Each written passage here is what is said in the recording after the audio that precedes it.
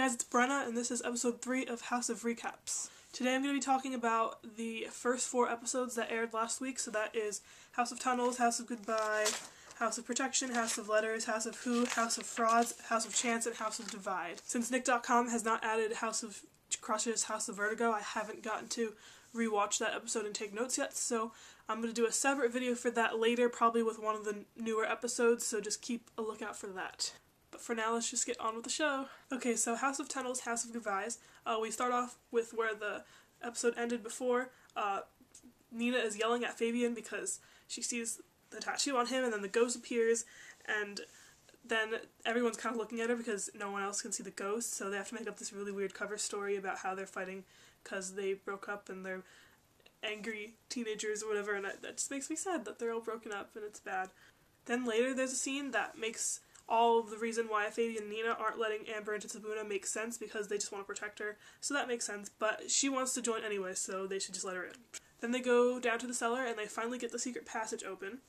Later on there's a scene back at the library with Joy and Patricia, and Joy's asking where Fabian is, and then Patricia's all like, oh, I bet he's with Nina, they're probably like kissing and making up and stuff, and I was like, I thought that was really funny, and I think we were all wishing that was true.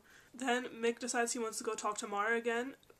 Mara is still back in her room because she doesn't want to see Mick, but Jerome tries to convince him that, oh, I'll go talk to him or whatever, and I was really mad, like, Jerome, stop messing with everyone's relationships, it's really bugging me. Down in the cellar, Sibuna finds the amulets, and they're trying to figure out what those mean. Then there's a scene between Victor and Mr. Sweet, and he's talking about the Book of Isis, and you can start to tell that Mr. Sweet really isn't interested in helping Victor anymore, but he's kind of doing it anyway. Then we see Jerome trying to talk to Mara, and Mara admits to Jerome that if Mick was to show up right now, she'd probably tell him not to leave, and they'd probably get back together. Then, of course, Mick does come, but Jerome lies to him and says Mara is, like, super mad at him, and then Mick's all sad, and I was like, guys, this is really bad, and I just want Mick and Mara to get back together, and Mick not to leave, and Jerome just needs to, like, go away. I understand that he likes Mara, but that's, like, really extreme. There's a scene between Amber and Alfie after that, where Amber agrees to make her and Alfie's relationship go public, but you can kind of tell that she's just doing it to make Alfie feel better, and I don't know, their relationship's starting to get awkward. Then after, Amber goes and talks to Jasper and asks what the amulets are straight out to help Sibuna, and he ends up telling them that they're for protection, so that'll help them later.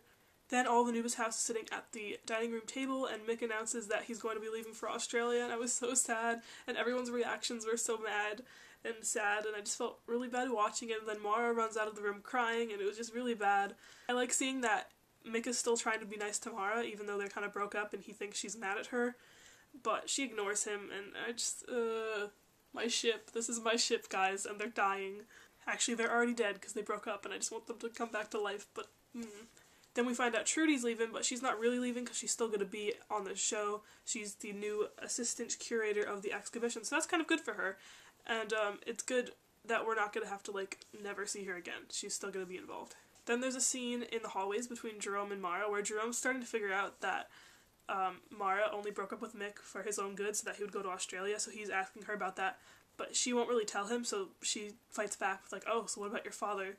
And there's this whole bickering scene, and that's a big Jara moment for people who ship Jara. Then they're all getting ready for Mick's surprise party, and Nina says she wants to go investigate during the party, and I'm like, really, Nina? Come on, you don't have a heart? But then the party does happen, and it's really cute, and they're taking all these funny pictures. Mara, however, avoids the party, which makes sense, because she doesn't want her being with Mick to make her want him more, or him to realize that he should stay, because she does think it's best for him to go to Australia, to go to the really good school, and I think that takes a lot of courage. So, go Mara. But it was really sad because she's sitting there, she's playing with the bracelet that he gave him, and I was like, oh my god, my heart. Patricia and Joy end up coming to comfort her, and I thought that was really nice. So then the party's almost over, and Mick's about to leave, and you could tell he's really upset that Mara just didn't show up. But he does all of his goodbyes anyway, and the ones between him and Fabian and him and Amber are so cute, and I felt so bad. Then he leaves, and Nina gets Fabian and Amber to come to the cellar because they want to take their minds off of it. So then Mick's about to leave, the taxi pulls away, and then we see Mara running for her life because she wants to say goodbye to Mick, and I'm like dying inside, and I'm crying. But then Mick comes out of the bushes, and they have this really cute moment, and they hug, and they kiss, and they have reconciliation, and I think they realize they both like each other still, and I was crying because he didn't stay, he still left, and it was really sad, and all I have written down here is my emotions because I was exploding. I really thought the episode should have ended there, but there was a little bit after that. Poppy ends up showing up to Anubis' house, and Jerome tells her that he's going to hire a private investigator to help find their dad. And then down in the cellar with Sibuna, Amber gets trapped behind the books. So House of Protection's House of Letters, I'm not gonna lie, the first thing I got really excited about was the fact that Bobby's name was still in the opening credits, because it means there might be a chance that Mick's coming back, so I was really excited. Then we see Amber hidden behind the bookshelf trying to figure out how to get out, and she ends up getting blinded by this huge light that ends up being a booby trap. But Amber being blind ends up making them realize that the amulets are protection because the voice recording ends up telling them that.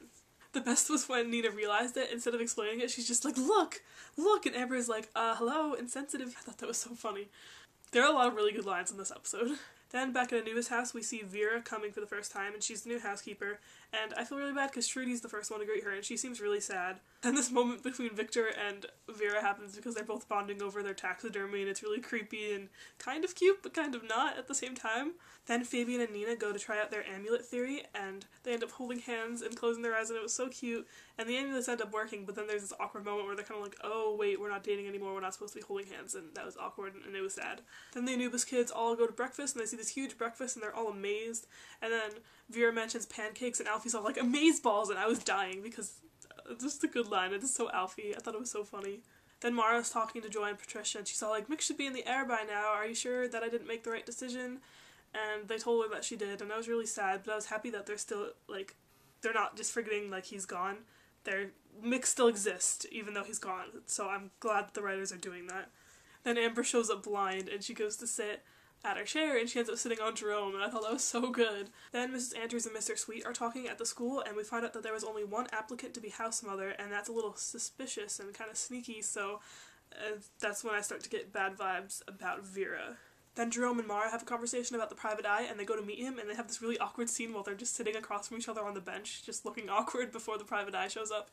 And I'm waiting for them to get more chemistry, because I know they're going to get together. I'm just, like, waiting for it. I thought that was a funny scene, though. Then Amber and Nina are in their room, and Sankara shows up, the creepy ghost, and almost curses Amber, but thankfully Nina gets her to stop. Then there's the scene in the library between Trudy and Victor, and you can tell Trudy's starting to feel sad that Victor likes Vera a lot better than her. Then, right before commercial break, we see Vera on the phone talking to some creepy person, I'm guessing the collector, and they're just like, who are you? What are you doing here? Because she sounded really suspicious, and she's gonna steal something, or she's trying to get something, and it's just like, go away. We already have Victor, that's bad enough. Then Nina and Fabian are in the tunnels, and they find out that all these books on a shelf in one of the tunnels spell out Robert Frobisher Smythe, so they have to find all the books that spell out his name, but not all of them are there, they're missing one part of his name. So they end up leaving so they can get to class, but Victor and Vera are in the cellar, so they're kind of trapped in the little study thing.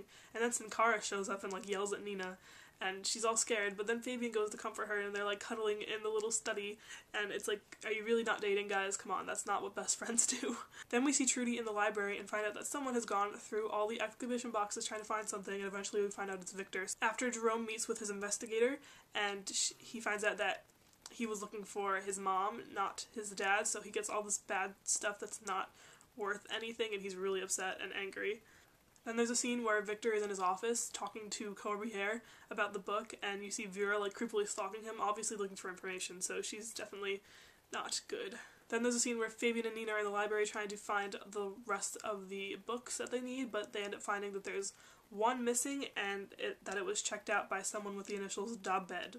Back at school, we see Amber is pretending she's still blind, even though she's not, and trying to trick Alfie so he could do things for her, but he ends up finding out, and they have this moment where he puts his arm around her, and it was kind of awkward, and I'm like, I don't think they're gonna work out as a couple unless Amber starts being better to him, because she's not being very good to him right now. Then in class, Fabian and Nina come to the realization that Dabed is probably Mrs. Andrews, and the episode ends with Jerome opening a letter that was written to his mom from his dad that the private investigator found, and he's all shocked, and then the episode ends. So House of Who, House of Frauds. Again, the first thing I noticed in this episode is Bobby is still in the opening, thank you, and also Berkeley Duffield is now in the opening because he's a new character, so that was really exciting. So we start where the last episode left off, and that's Jerome opening the letter in front of Mara, and we end up finding out that Jerome's dad is actually a criminal, so then he sounds really devastated about that, but he doesn't want to tell Poppy. Poppy walks in, and he just kind of lies to her and doesn't say anything. But one comment that Poppy does make is that she suspects that Jerome and Mara are dating now, so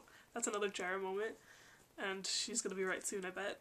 Then we finally get to meet Eddie. We get to see him walking into the school for the first time, and I'm really excited about his character. Then we see Sibuna searching Mrs. Andrews' room trying to find their missing book, but they don't end up finding it. Then we see Patricia and Joy walking when suddenly they walk into a pair of feet and Patricia's all angry and we find out that's Eddie, and Eddie and Patricia have this whole bickering fight and it's so funny and they're adorable. I love their love-hate relationship and I'm so excited for them. Eventually Mrs. Andrews ends up taking the book that she has and bringing it to the library, so Nina and Amber go to get it from the library. And while we're doing this, there's the scene between Mrs. Andrews and Victor where we realize that Mrs. Andrews is no longer involved in the search anymore. So I wonder who else is involved with Victor, because we know Mr. Sweet is kind of hesitant about it, Mrs. Andrews isn't, and we haven't really heard from anyone else, so I'm thinking Victor's on his own right now. Then we see Jerome and Alfie proposing Donkey Day to Mr. Sweet because Jerome needs some money to pay the private investigator. And by the way, Jerome, liking the donkey costume you've got on there. Then we see Eddie moving into Anubis' house and he meets Patricia again and they have more adorable bickering and it's great. Sibuna's back in their little cellar tunnel place now and they put the last book on the shelf, let's make this cube appear. And to me it just looks like this golden Rubik's Cube, but they're trying to figure out what it is still. Then there's a scene between Jasper and Vera where we find out that Jasper is working with Vera, who is working with the Collector, and they seem to be evil. Which is kind of sad because Jasper didn't seem like a very evil person, and I think he's getting pulled into it and probably doesn't want to. The next day, everyone in Anubis' house finally gets to meet Eddie when he walks in at breakfast, but before he starts talking, I could hear Mara talking to Joy about how there was like a time difference, and I'm like, yes, Mick still lives, this is good. Then Eddie starts talking and he's like flirting with all the girls and all the guys are getting jealous and it was really funny. Then once everyone leaves, Fabian and Joy are left and Joy asks Fabian if him and Nina are still on and Fabian's kind of just like, I don't know what's going on anymore. But when Joy asks Fabian to go to the movies, he says no, so we know that Fabian still has feelings for Nina and doesn't want to get involved with Joy right now, so that's good. Then we're back in school and Jerome is promoting Donkey Day, and he and Eddie end up getting into like a conflict, and Eddie bets him that he can't eat 3 gallons of creamed carrot, but if he does, he's going to pay him $150, so that was good and that was funny. So it's good for Jerome because he's getting money. But then kind of as payback, Jerome signs up Eddie with Patricia for Donkey Day, and they have to do this wonky donkey thing, which would be really funny. Then Vera's creeping around in Victor's office and trying to get the cellar key, but then Victor shows up, and then she starts, like, flirting with him, and it's really awkward. I thought they were gonna be cute and, like, funny, but they're actually just really awkward to watch. Then Jerome is outside the school paying some of the money to the investigator when Mara finds out, and she's, like, pissed. And she's like, you're supposed to save the donkeys. Obviously Mara is just like an animal activist, because, you know, season 1 she's helping the hedgehog, season 2 she's helping the donkeys. This is good stuff, Mara. Back at the house, Vera is trying to break into the cellar again, but then Sibuna shows up, so then she hides, and Sibuna ends up going through the door that she had just unlocked. Vera tries to rat them out, but Victor can't find them in the cellar because they're in their little secret passageway, so that's good that they're safe. The episode then ends at night with Amber having a dream about Sankara, which is not good because she might get cursed. And lastly for this episode we have House of Chance and House of Divide. The episode begins with Amber waking up and we end up finding out that the ghost did not curse her because she didn't take her hand, which is good. Then we're in school and the wonky donkey competition has started, so Amber and Alfie are tied together and Patricia and Eddie are tied together, and it's just so funny and it's so cute. Mara reminds Jerome that he has to donate all the money he makes today to the donkeys and not to his private investigator fund. I still love the way Mara can manipulate Jerome. That's one thing I really do like about Jara, is like how Mara is the only one that can like make Jerome do the right thing. Then we're back at the house and Vera's trying to steal the cube from Nina's room, but thankfully Amber and Alfie are there and end up taking it without realizing it and making it a prize, so Vera has to tell Jasper to go and win it. Then back at school, Mr. Sweet is talking to Joy and is all like, you should plan a masked ball, and Joy's like, yeah! And based on the trailers that we've seen before season 2 even started, goodness is not going to happen at that masked ball. Then there's a scene between Amber and Alfie where they quit Wonky Donkey because Amber has to go to the bathroom so bad. I thought that was funny. Then there's this really cute scene between Patricia and Eddie, and they're doing the piñata together and they break it and they're all like smiling and happy, but then they realize they're supposed to hate each other afterwards, and oh, I love them. Over at the prize game that the cube is at, Poppy ends up winning the cube before Jasper can, so Jasper's kind of angry about that. Then it's almost the end of the day and we find out that Patricia and Eddie win Wonky Donkey, so that was good for them. They end up bickering over it because they bicker about everything. Nina ends up finding that the cube is missing and she gets really mad. Back at school, Joy confronts Fabian about the poem and Fabian lies to her. She does tell her that it wasn't for her, but he also didn't tell her that it was for Nina. So that's kind of like, this is kind of good because, you know, he doesn't want Joy to, like, have feelings for him, but he doesn't want to hurt her feelings either and, like, make it clear that he likes Nina, so it's kind of, I don't know. We then see Vera talking to Victor and framing Sibuna by giving Victor the cellar key and saying that he found it in one of their rooms. Victor doesn't seem to really care though because they have this moment where they're talking about looking for the book and they're kind of being flirty and it's awkward and I'm like, oh my god. Earlier in the episode we had seen Jasper taking the cube out of Poppy's bag, so then he's walking down the hallway with it and Fabian's all like, this is my cube, and he takes it back from Jasper, and of course he starts to get suspicions about him after that. Then we have Jerome's creamed carrot challenge, which was super gross, but he ends up completing it, and Eddie holds up his side of the bargain and pays him the money, so it was all good. Fabian ends up giving the cube back to Nina, and they have this like tense moment where they're kind of like arguing, and he's trying to be assertive, but then he apologizes, and they're not good right now. Fabina's not good. Then we see the dollhouse giving more clues, and they find a crack in its wall, and then at the top it forms a triangle, so they're trying to figure that out. Then we're back at the school, and Patricia, Amber, and Eddie are cleaning up, or Eddie's supposed to be cleaning up, but he's not. So they're on stage cleaning up all the carrot stuff, and then Eddie finally decides to help and accidentally gets carrot on Patricia, and then Patricia gets all angry, and then Amber's like, wait, and then she backs up, and she's like, alright, good, and they have this huge food fight, and it's so cute, and I loved Amber's reaction too, because she knew what was coming, and she's just like, I'm gonna stay out of this, and it was a good scene. That was a cute scene. We've all been waiting for that scene too. I think that was the scene that was in the preview that made everyone suspect Petty, so that was good. Then Sibuna's having a meeting in Nina and Amber's room, and Fabian and Nina are kind of like fighting over the cube, but then Nina just throws it on the floor, so it breaks, and they end up solving it, because all they need to do is make it into a pyramid, and everything's good. And we're back to Patricia and Eddie getting punished for their food fight, but they don't get a very big punishment. All they have to do is help with the ball, so they're pretty happy about that, and they have this like cute moment where they're like, yeah, we got away with it, and they're not fighting, which is good. Then we see Jerome all sick in his room, and Mara comes to collect the money, and I think she's really proud of him, but feels really bad for what she made him do. Then we're back to Sibuna, where Nina has made the cube into a triangle, and they unlock the next tunnel. But then as they're investigating the tunnel, they realize they're about to be trapped and might not be able to get out. And that concludes the first 4 episodes of last week. Again, I will make the final episode of last week soon. I'll probably combine it with Monday's episode, or maybe Monday and Tuesday's episode, depending on when I get the time. I'm just really waiting for Nick to put up that episode, or I'll have to find a download on Tumblr that'll work on my computer. So yeah, look out for that. As always, if you want to hear more of me talking about House of Anubis, you can go follow me on Twitter. I have @BrennaHOA for all House of Anubis things, or if you want to follow my personal, that sometimes we'll get some House of Anubis things, that's just @thisisbren. And you can also go to my Tumblr, which is thisisbren.tumblr.com. All the links will be in the doobly-doo. Alright, so I think I'm going to start something new with this. I'm going to start doing comment questions. So, question for the comments. What do you think about Jasper? Obviously he's involved with bad people right now, but do you really think he's bad, and do you think he's going to stick with them for the entire season? Let me know what you think, and I will see you guys hopefully in a few days. Bye!